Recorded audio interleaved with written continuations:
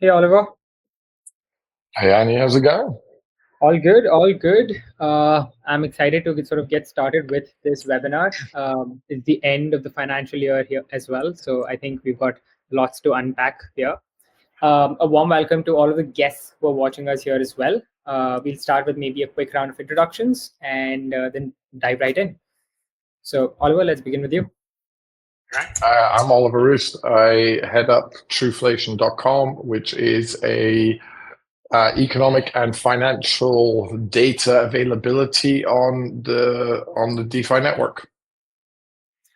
And I am Anirudh. I head strategy at Levitate Labs. We've been very closely working with Truflation, helping them assisting them with expanding into India, setting up the Truflation's decentralized inflation index. And now one of the things that I think we want to be really understanding and doing going forward is to raise awareness about this amongst the people and try to see what people will do with now that they have a lot more data in their hands. So I'll set the context for what we're doing today.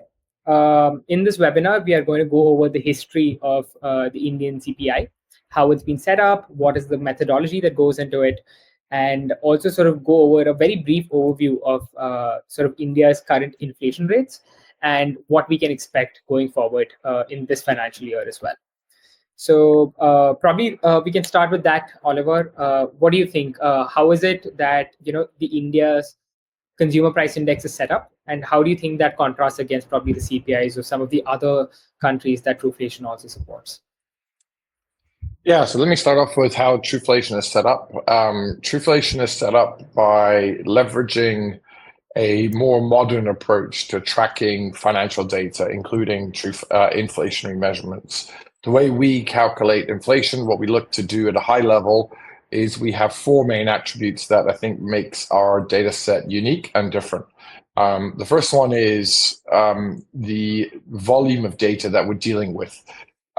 Normally, any government type of inflationary metric around the world has a history of doing metrics to ensure it has a sustainable and consistent viewpoint since it's founded. And in some cases, that is over 100 years ago.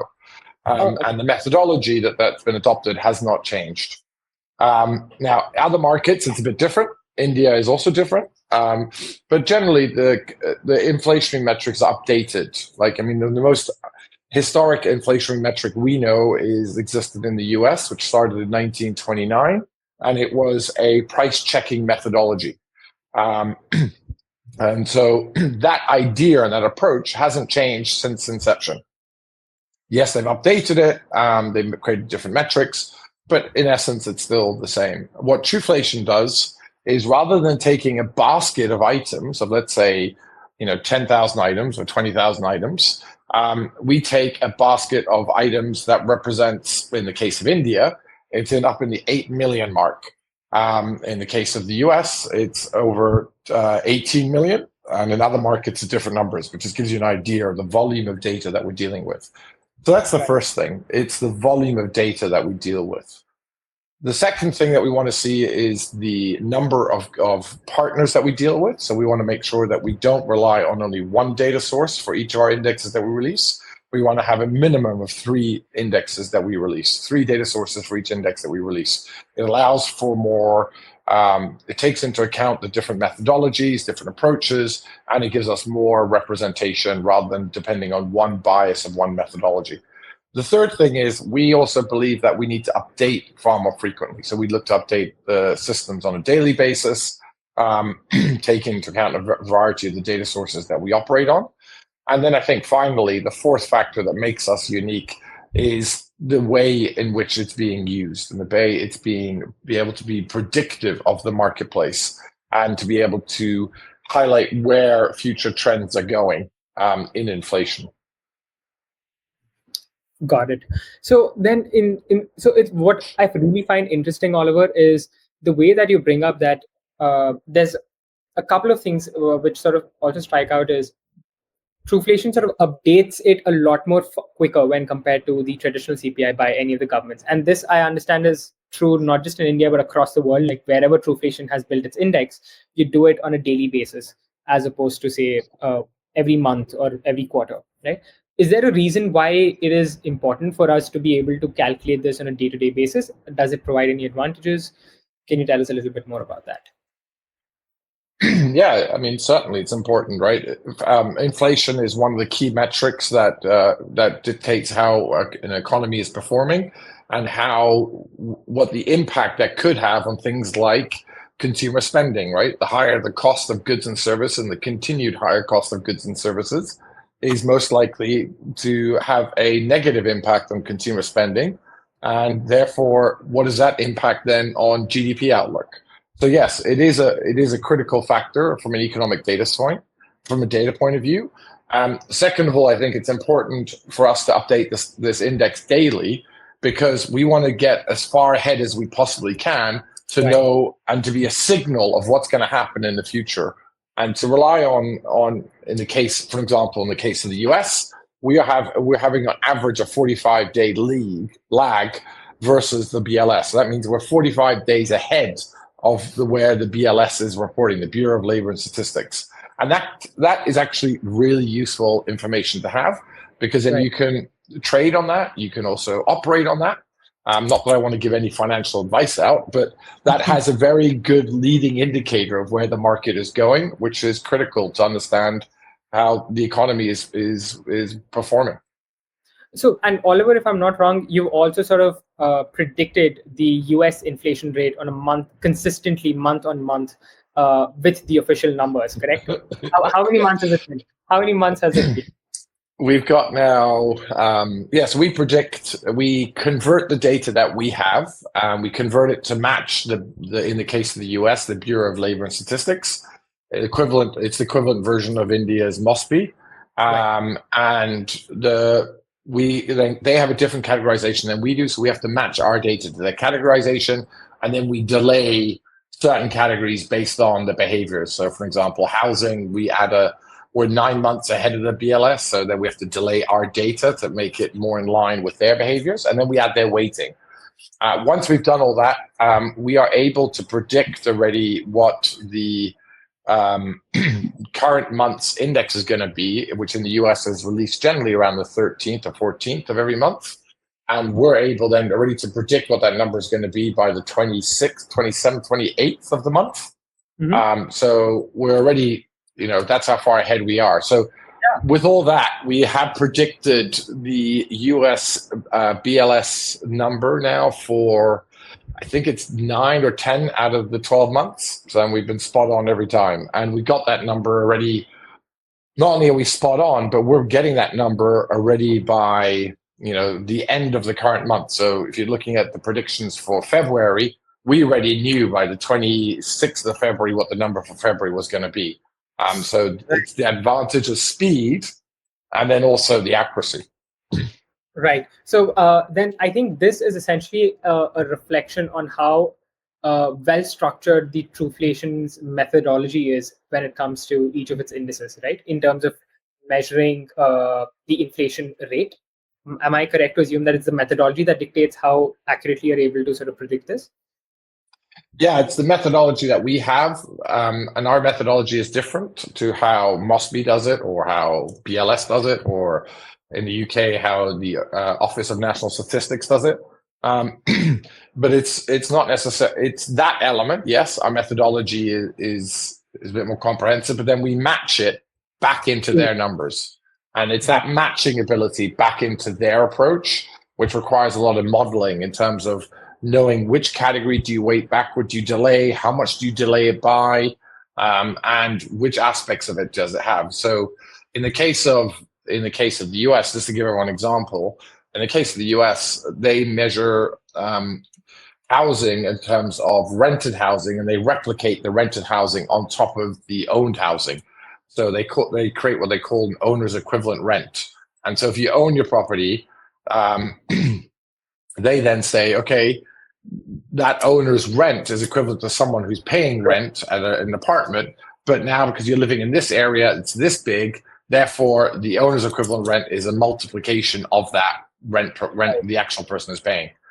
we don't do it that way, right? We like to know what the actual mortgage someone is paying on a property. We want to know what the sales price was, how much mortgage they've taken out, what is the level of the mortgage they have. In the US, it's slightly easier because they either take, generally 90% of the US population take a 30-year fixed. But we can then adjust for that in our data to reflect the Bureau of Labor Statistics data. So yes, there is a lot in our data that adds a lot of value in terms of the quality of data that we have, but it's also then matching it back into the BLS. Right. So do you think, Oliver, like how you mentioned about, the housing data as an example for the US index, are there certain, maybe you could take an example in terms of what you've seen with the Indian CPI, maybe certain categories that you believe, how the data is structured, and you believe that probably Truflation is doing a pretty good job of assessing that particular category, maybe. Do you have any examples that you could share? Yeah, I mean, look, I think generically what Truflation really does a really good job at measuring aspects is in the food categories, in housing costs, in transportation. You got things like utilities they're pretty good at. Where we generally are not as strong, and where we have continued focus on improvement, is on things like, excuse me, it's on things like recreation and culture. So if you think about in India, how much are you paying to go to a cricket game, for example? How much are you going to go and watch a cinema movie? How much are you playing on online gaming, for example? All those type of things. Or it could be other recreational activities as well. So that's one area where we've always struggled, but there are always areas for improvement on that area. Also, health is another area because health is such a complicated category. If you think of health as how many people have health insurance, right? It varies by market, and that is a hard thing to evaluate. And then it's like, okay, well, if it's not health, if it's not a health insurance, how much are you paying for health services, right? So when you if you go to an emergency in a public hospital, how much do you pay for that? And that varies based on people's subsidies that people get. So health is another one that we have done well in overall, but when we try to break it down into the individual components of health, probably where we need to make a bit more of improvement on as we go forward. But I think generically, those are the categories that we generally don't track as well. But because we track the other ones well, they overcompensate for it. And so therefore, depending on the contribution of each of these categories, the variation that we get on those categories is on the overall level is less. So for example, health expenditure in the case of India is 2.8%. And so if I look at if we're off by 0.54%, which is what we are in the case of India on health, if you multiply that by 2.82%, it's actually a very small number on the total. So as long as we get the other ones right and we find areas where we overcompensate a bit here and there, then we're pretty much on the par. So those are the factors that we look at in terms of trying to make it as comprehensive as possible. I think the other aspect in India particularly, where we have had trials and tribulations on, is the gaps between rural versus urban, which is what we don't have in other markets, right? In other markets, it's always, and even in the case of Argentina, we don't have that, right? But if you take out markets like the UK and the US, it's more of a geographical representation rather than a urban versus rural, and that's the uniqueness that India brings us. I agree. I think we've also had multiple discussions about, how the same thing, expenditure across the same set of categories is vastly different in terms of how rural India is spending things and how probably urban India does. And I think we've had extensive discussions in trying to understand, where are these discrepancies coming and how is it that we can sort of improve the models as well. So on that note, do you think, Oliver, you could sort of help us better understand why is it that these discrepancies usually arise with respect to what the CPI currently tracks, the official Indian CPI, and probably why there are certain categories at least, where we are doing slightly better? Yeah, so I mean, Let me potentially answer that in a slightly different way, because it's difficult to say why is Truflation better on certain categories than the MOSPI data, right? Because the MOSPI data is a government institution that's been tracking inflation for a number of years. And the methodology, it hasn't really modernized the methodology. So where we think we are really strong in, and where we provide a really good indicator comparatively, for example, to the MOSPI, without taking any of the historical trend trajectories and consistency issues into account. But for example, on food and beverages, right? The list of items that the MOSPI tracks for food and beverages is based on a survey and based on an index that was done when I think it was back in late 1990s.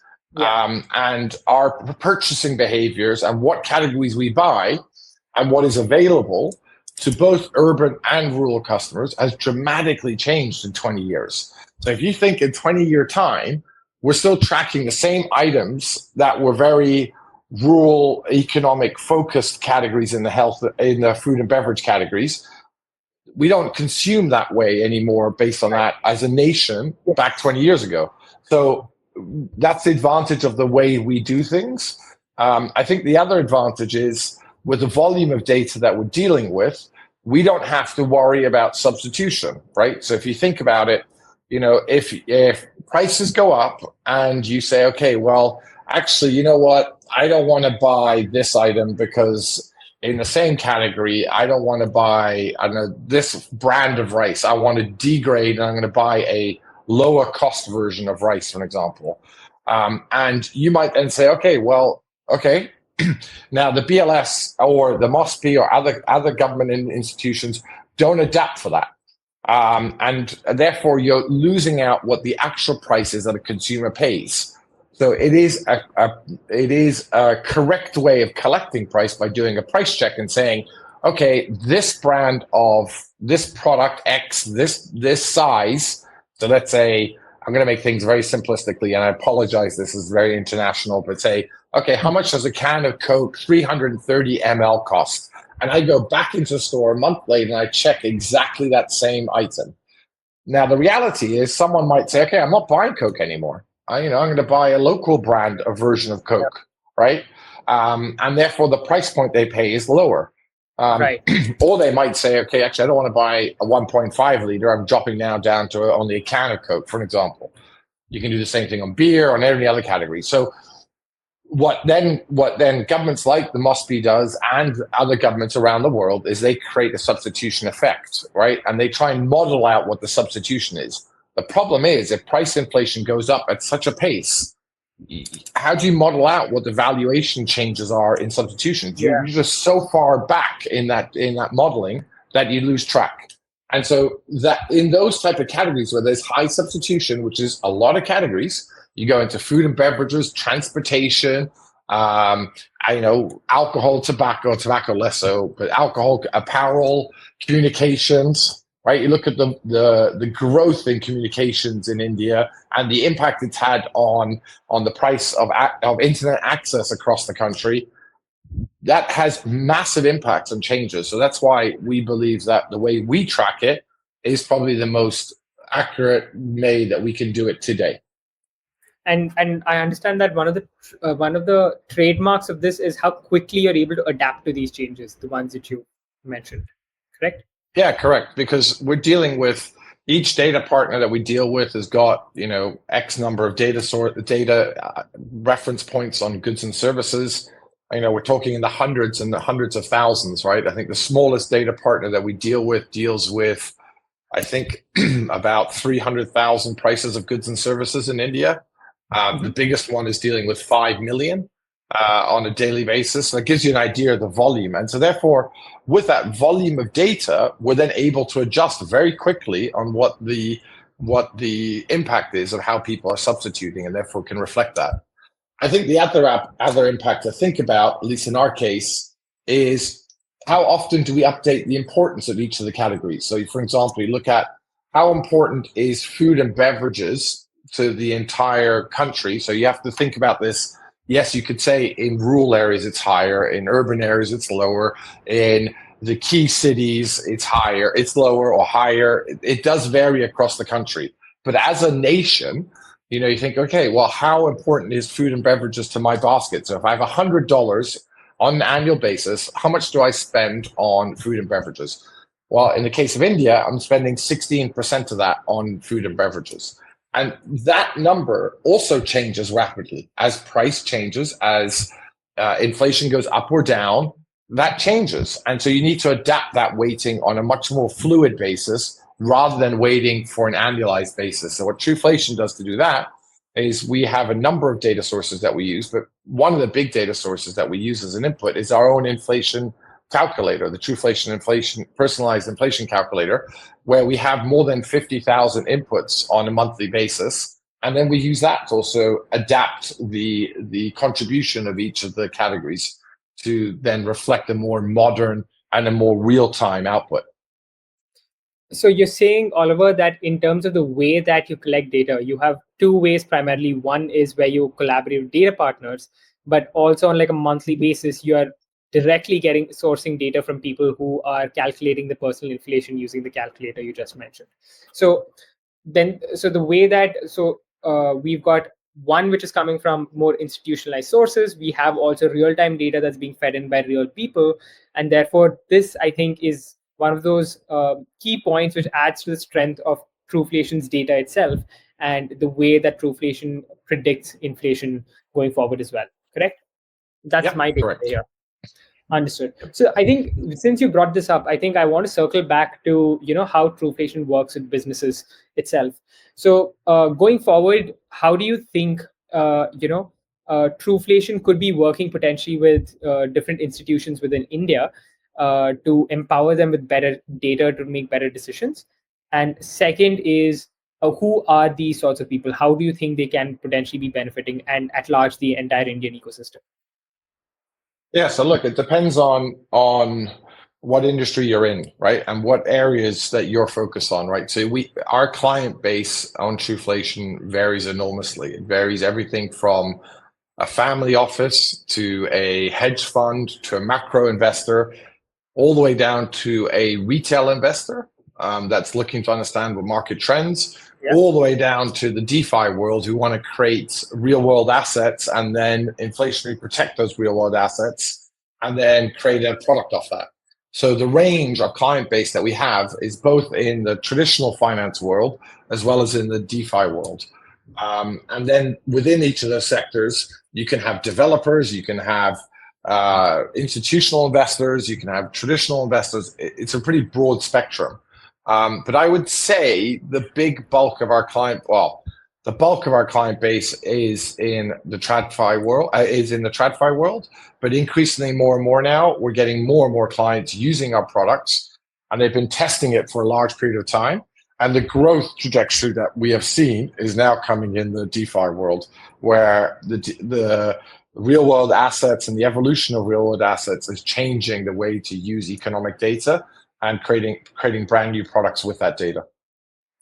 That's actually very interesting, Oliver. Do you think you could, without taking any names, do you think you could give us an example of probably something that you might have seen people are working on in the DeFi world? You mentioned real world assets and more. Do you think you could give a very interesting use case? I ask this mainly because I am not very, very familiar with how Truflation could potentially fit into RWA. And there has been a consistent budding interest, especially within India's developer ecosystem, for building RWA projects. So probably just to see if we can illustrate things a little bit more on that front. Yeah, so I mean, I think the applications have ranged from someone doing, you can use the data, or someone has used our data to create prediction markets out there. So you can go to Polymark, you can go to index.fun, and you can go and trade how well they're performing there and make your own predictions. Right. That's one extreme. You have another extreme where people have then said, okay, well, actually, I want to tokenize a commodity. Let's say in this example, it was oil. And we worked with a company, and I'll be very transparent, we worked with Chainlink, and who was a big investor in Truflation. And they tokenized the oil commodities, And then they added the inflationary element into their data set to create an inflationary protected oil token. There are other applications, so things like someone has taken weather data, combined weather data with a geographical representation of where wheat production was being processed, where it was being produced, sorry, and therefore what is the impact that could potentially have on the food prices in that market. So this was an example of one. They created a real world asset for wheat production in, I think it was in Georgia, or it was in one of the states in the US. And they localized it within a county within that state. They looked at wheat production, multiplied that by weather, and then looked at the direct correlation that had on food prices. And then they created an ETF. They created a product on that. So those are some of the examples using the Truflation inflationary metric. But we also have other indexes that Truflation produces. So like say a hedge index that we've created an ETF on. We have a deadlift index. We've got all these other indexes, a meme and the AI index and so forth. I think my personal favorite is the deadlift index. I think we did geek out on this a little bit. That is good.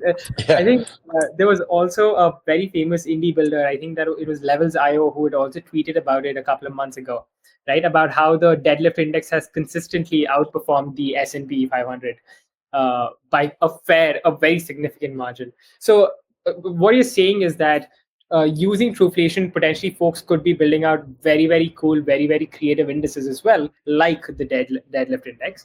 So it's basically, the sky is the limit when it comes to people's creativity. How is it that they can leverage Truflation data to build something meaningful out of it is basically about how creative they can get in terms of the application.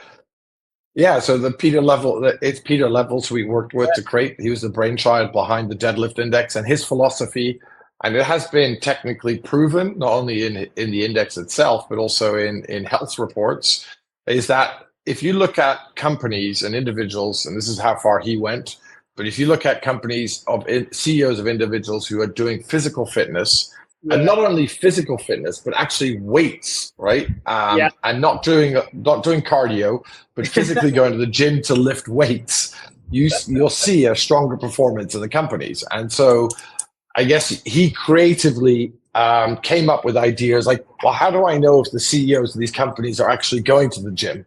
And so he would scroll people's Facebook pages. He would look at the Instagram posts, the Twitter X posts, and go, okay, these guys are posting about going to the gym.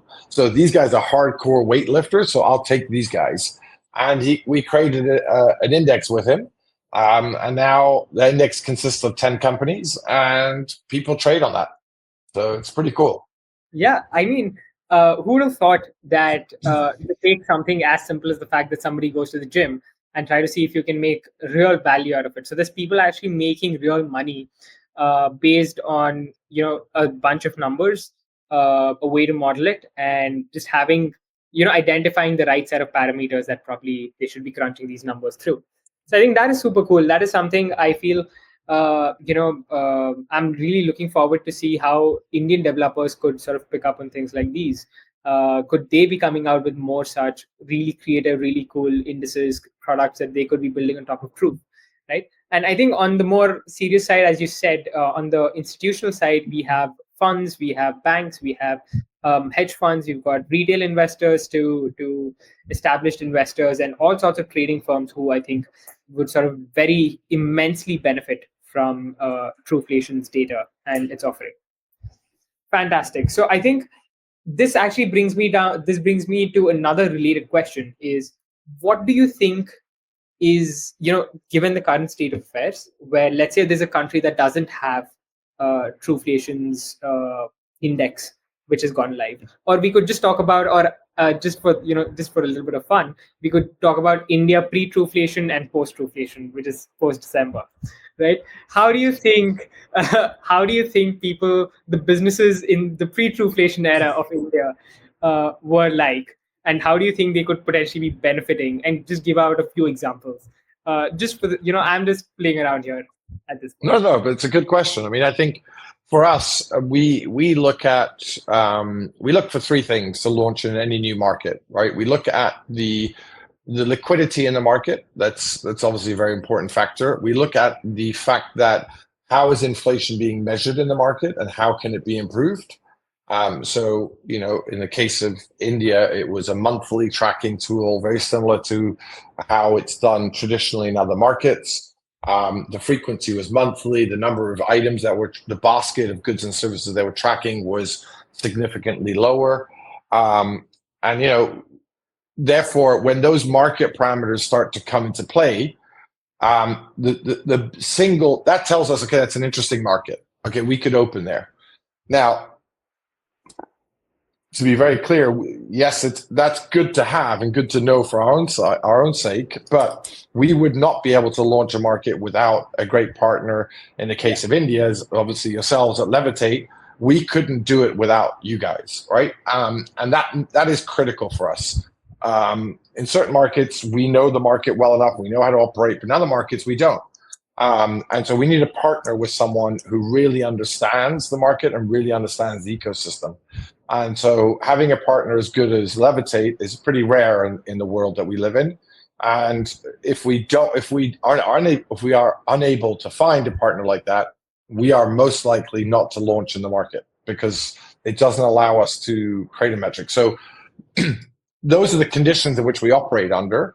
And now when we launch a market, post the market, generally there's a lot of interest because we pick the right partner and the market is ready and ripe for an alternative measurement of inflation. So those are the parameters we look at.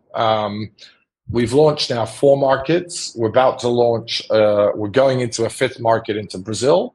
We're going into China. We're looking into Japan and obviously some markets in Europe. So it's a pretty comprehensive list of markets we're going into. We're going more depth. And so all these markets that are getting it are actually finding it great utilization to know, oh, this other market has it. Can I get a reference point? Can I compare what's happening in the inflation trends in India with the UK or with Argentina, with China, with other markets? So you can get a benchmark of what's happening and say, okay, well, what are they doing? What can we learn from the investment market in that market and how they're reacting to inflation to what we could potentially see in our own market? Makes sense.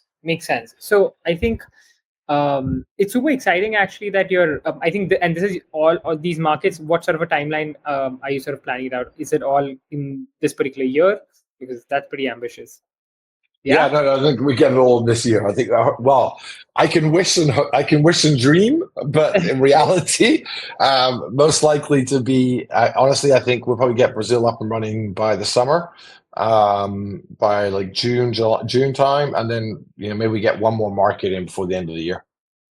Makes sense. And I think already, by the way, Oliver, firstly, thank you so much for the kind word. I think you made Pratik a very happy man. With your high praise. But with that being said, I think it's already, a huge challenge to set up an index for a market, and being able to do 1 or 2 indices, or even doing 1 index a year is actually a huge amount of effort, right? And I've personally seen the amount of effort and I think man hours that go into you personally spend, I think, multiple countless, sort of sleepless nights before the launch of an index. So I fully understand that, and I think the rate at which you're shipping is just starting to ramp up, right? Being able to launch multiple markets, I wouldn't be surprised if probably down the road and maybe in the next 1 to 2 years you're shipping more than 3 to 4 markets in a year as well, and sort of expanding in. So I think now this brings me to potentially the last bit of the last set of topics I want to be exploring. Is we've gone over how the CPI is usually structured. We've gone over how Truflation is sort of building an alternative sort of inflation measurement tool, and we've also gone over a little bit about how is it that sort of Truflation is trying to collaborate with businesses as well.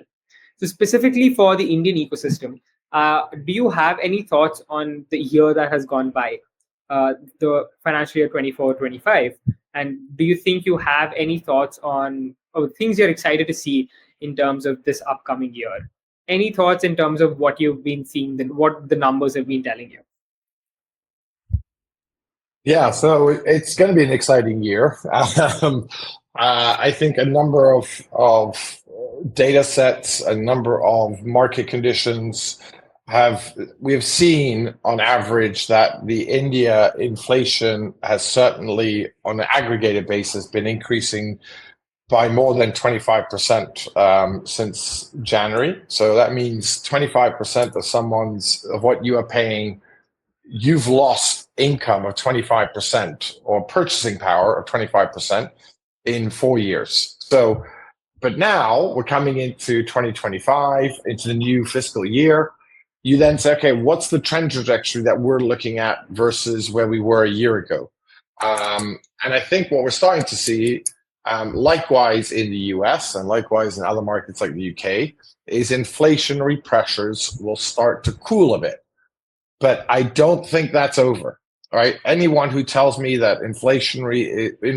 upward inflationary pressure is over, I would love to have a discussion with them, because you look at the global dependencies of what's happening with products being sold. You look at the global ecosystem that we're operating on. We're becoming more self-sufficient.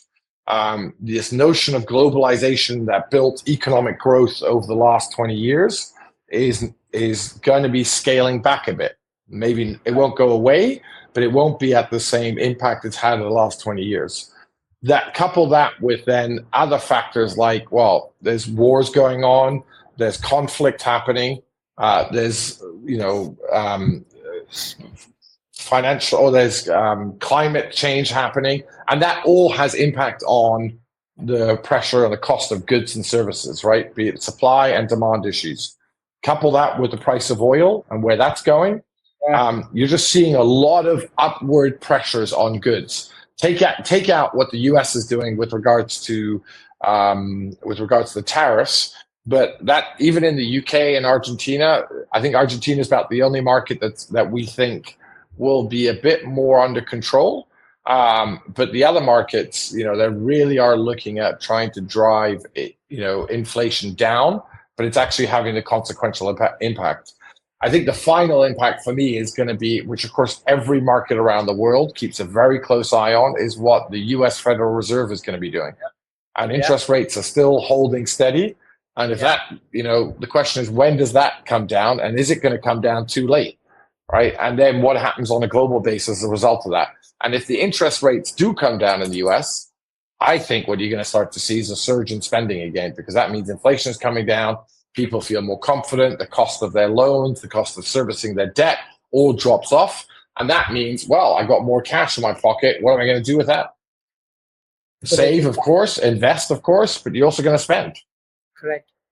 So in that case, I think, Oliver, what I'm taking away is I should be talking to some people and see if I should be getting a better hike going forward. Inflation isn't really sort of cooling off, maybe slightly for a few months, but I think I'll take this advice to heart, definitely. But I think the other factor is, and this is what Truflation is also focusing on, the one thing I would say is one has to look at the impact of AI. AI is going to be the changing factor of how businesses operate. You can fight it as much as you want, but it is coming, and it's coming full force, whether we like it or not. And my advice to anyone is just get on that train, right? And you can argue, I mean, I have jokes with Andy about this, but I'm more of a Luddite than a forward-looking individual. But the amount of work I'm doing in AI today versus what I was doing even 3 months ago has quadrupled, right? And we're going to see this impact having more and more impact. And the way we're using AI in Truflation, and also the way we're seeing it, our clients are using it, and the broader ecosystem, that is going to be the productivity saver that I think a lot of companies are looking for. So that's certainly something to be cautious about, and what that impact has on labor and employment, and how people are repurposing their talents and re-educating themselves on new skills. I think, Oliver, was soon to be I'm assuming probably in the next half year to a year, you'll also add the tag of an AI expert in addition to a data expert to your list of qualifications. Hopefully, a little bit of machine learning and neural networks on the side. Yeah, I had trouble trying to build an AI agent the other day, and I was trying to build one AI agent on top of another AI agent, and I had like 20 AI agents, and I'm like, because I can't get this to work. And so I had to get someone else, a developer, to help me out. So that's where I'll defer to you, Andy. You'll know much more about it than I do. I mean, if we believe what Jensen says in his and I'm going to call them concerts at this point, developer concerts. They're no longer conferences when you're filling out stadiums like the man is doing. I think we definitely, there is huge scope in terms of the way that agents are sort of coming over, taking on a lot of the workload. And you can throw a little more light in terms of what the kind of work Truflation is doing with AI. Do you think it's going to have, especially in the way that you're also evaluating, incorporating it into the way that you evaluate indices and your other products? Do you see that as being a core element of your product strategy going forward as well? And there's something exciting that's cooking? Yeah, 100%. Right. We always have the issue in our business is, how do you get an AI? So obviously, let me rephrase this. We can use AI, and we are using AI from our marketing purposes and applications like that. That's clear. But I think in the core Truflationary product is, how do we use AI more effectively? So, and which ones do we use? There's so many different AI platforms out there, and how do you customize that to what we need it to? And that's what we've been building. We're working with both ChatGPT and Perplexity to find ways of how do we enhance the knowledge that they have by applying it back into our business, by fine tuning it. And the aspects, things like about how do you create an index? What is the impact if I have this index trending at this line and this trajectory versus, I don't know, let's say, for example, in the US, we've been doing a lot of testing on things like unemployment rate versus the cost of services. And you're breaking that down and then adding AI to the platforms to be able to take relevant information out in the marketplace to provide you with a quick synopsis of what's happening. So that's how we're using it. And that's only at the infancy, right? We're already using it in marketing. We're already using it in sales. It's more now of a question of how do we bring it back into the core product? And we're at the infancy of that, and it's a long-term trajectory. If you go onto the Truflation.com website, you'll see Perplexity and ChatGPT all over our platform, and hopefully gives you some context to see where it's coming. There's a lot more to come in this road, and we're only at the start of this journey. Actually, Oliver, when I was searching a little bit of economic data, and probably I'll send you some screenshots a little later if I'm able to find them, is I think it's already Perplexity and ChatGPT, when you are doing some level of economic research, especially with respect to the indices, with respect to inflation rates, etc. I have seen citations of Truflation's data sources by ChatGPT. I wanted to send you a screenshot of it, I think 2-3 days ago, when I was doing a bit of research. But I think, yeah, that's something super cool for you to sort of keep in mind as well. We're not sure what Sam Altman is up to, but and that just tells me that our learning of the AI system and what we're doing with them is working. For sure. But I think, that's it, right? It's like, how do you use it? And we've got both. For us, it's both ChatGPT and Perplexity. They're the ones that have the more relevant data set. If you use Grok, or if you use DeepSeek, or if you use other platforms, yes, they're good, but they're not currently looking with current information at hand. They're looking more retrospectively, which doesn't allow us, in a world where we're living and we want real-time data, we got to get real-time analysis out there. And that's where we're operating with. Makes sense. So I think we are also hitting time, Oliver. We'll have a few more minutes, but I think I do have one last question, which is around how Truflation is not just about its product, but also the ecosystem you're building around Truflation. And this is powered by the entire Truf network that is built around the core product offering. So do you think you could sort of walk us through, give us a brief overview in terms of how that is structured, and probably try to see if there's more folks who's going to pick up some Truf, become holders for the token? Yeah, so nice linkage there, Andy, and much appreciated. So Truflation is a sort of front end platform for people to be able to engage with our data, but the underlying technology that we're sitting on is our Truth Network, and the Truth Network is a 100% decentralized data platform that's managed by our community, managed by our validators, and they integrate our data, and people create new data sets off that existing data. So we as Truflation absorb everything and ingest everything into our Truth network, 100% decentralized, 100% operated and managed by the community. And we then take feeds from that Truth network platform. Beyond that, you can go to our truth.network site and you'll see in there a lot of the data sources that we have. We'll give you all the breakdowns. You can create, as a developer, you can create brand new products off there, and you can do whatever you want with that. In addition to that, we also have a platform called index.fun, which is our predicted marketplace, where it allows you to predict the market of whatever index you want to see. If it's a deadlift, you think it's going to go up 5%, do you think inflation is going up 5%, whatever it is, and it allows you to engage with the data set that we're having through this prediction tool that we have. And that's live through index.fun. You're in the beta version right now, and that's launching at the end of this month. It's going full-blown live at the end of the month. And then finally, we also, and this is where Truflation all started from, which is our stablecoin called Nuon. And when we launched Nuon, we wanted to launch an inflationary protected Nuon, our inflationary protected stablecoin. And we didn't believe that the government data was accurate enough for what we wanted to produce. And that's how Truflation was born. So those are the four pillars of where Truflation is built. So we have our own RWAs, we have our data set, we have the infrastructure, and then of course we have our predictive capabilities that you can build off that infrastructure. So I think that my biggest takeaway is no matter who it is, and no matter who, anybody who's interested in making money, there is a way to sort of collaborate with Truflation, either as a developer, as a data partner, as a contributor, anything. And I think one of the things that really stands out for me is the way that the entire process is decentralized. The entire team of Truflation is so out there, so public about the kind of work you're doing, making sure that you're building trust, credibility, and transparency. And I think that goes a long way in sort of inspiring the right set of people to connect with you. And I think there's only upsides, and I don't see no downsides in the way that this collaboration potentially could pan out. Any sort of collaboration with the team could pan out.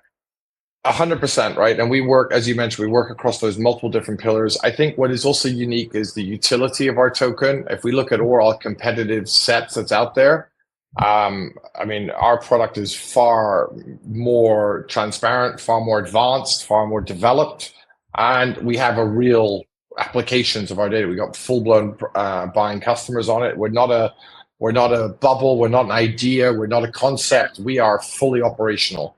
And that also translates back into utility of the token, which is seen a significant rise lately, and we'll continue that trajectory. So we're getting more and more noise on the capability, as you say, because of the transparency, because of partnering up with you guys like Levitate Labs in India and all these other markets. That's giving us the scalability of the platform. So we're now starting to see this trajectory being realized by the consumer base on the Truth token.